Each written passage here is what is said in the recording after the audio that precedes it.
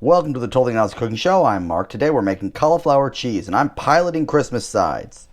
As I get older and the people in my lives' diets change, I've got relatives who have celiac, I've got relatives that can't have potatoes anymore for some reason, and so I'm trying to experiment with sides before we get to the big day. Let's do it! Cauliflower cheese is a British recipe with a descriptive name. It requires cauliflower and it requires cheese. All other things are kind of optional. We're going to start by cutting a cauliflower in half. We're looking for about 2 pounds of florets, which is why I have 2 cauliflowers. Once we've cut it in half, we're going to cut it again into fourths. Yay. Actually, that's 2 more times, not 1. You're going to cut on the diagonal to remove the core. If you do it just right, the whole cauliflower will fall apart. You don't necessarily want the whole cauliflower to fall apart.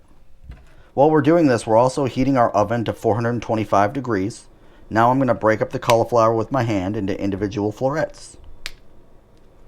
And anybody big, just break the stalks off like that so you can break it up. Again, this recipe does call for 2 pounds of florets, and that will be approximately 2 cauliflower for me. I don't know what it's going to be like for you because I'm not you. Okay, now I'm going to rinse the cauliflower. In an ideal world where unicorns abound and I'm dating Cardi B, we would have time to let this dry, but we don't have time to let this dry, so I'm just going to put the oil in there and toss it. 2 tablespoons extra virgin olive oil.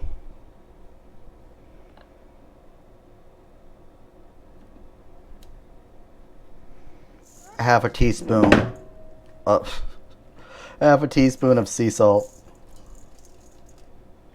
And 1/8 a teaspoon of black pepper,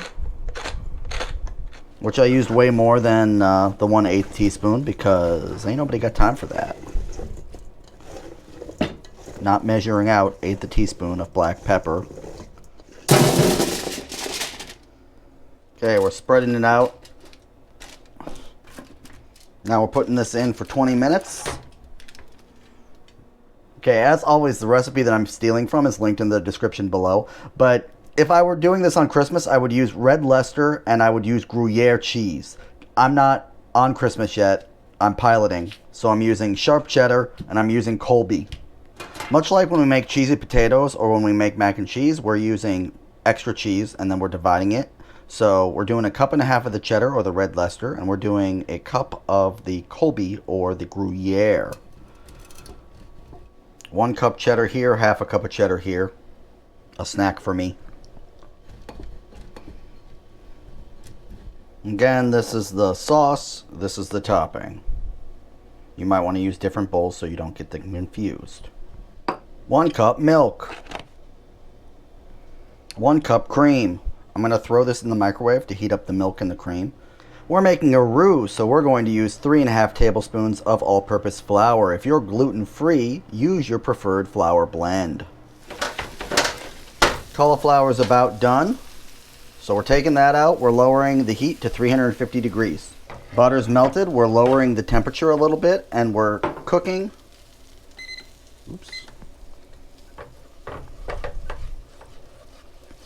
For about 3 minutes. I think we're making a blonde roux, or we just want things heated a little bit. We're going to stir this continually though, so that it doesn't burn. You don't want your roux to burn. This roux started out blonde and now it's turning slowly brown. That's fine, just don't let it burn. Now around the 3-minute mark, I'm pouring in half of my milk cream mixture.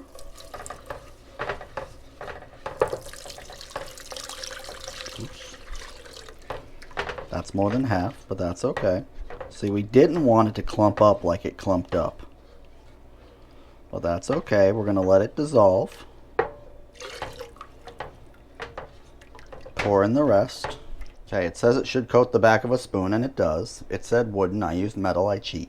Turn this off, I'm adding my cheese. And we're just going to twiddle it around till it looks melted. Which it does pretty quickly, awesome. I'm going to pause there. To that, we're going to add 1/4 teaspoon of nutmeg powder. And I'm just using however much that is, which is probably more like a teaspoon. I'm going to heat it back up just a little bit because it's starting to solidify on me. Now we're putting the cauliflower in the cheese. Don't be shy. Okay, give that a once around. I never have the specific size that they say. They say 8 by 12. I don't have that, so we're using whatever this is. I think it's 9 by 12, 9 by 13. Also, it doesn't say to butter it, but it doesn't say not to butter it, so I'm buttering it. When in doubt, butter. Just try to mix it around as best as you can to try to correct for any perceived lack of evenness in the coat.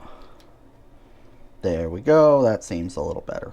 We'll see. We'll see how it works. You know, toss it like you would if they were potatoes.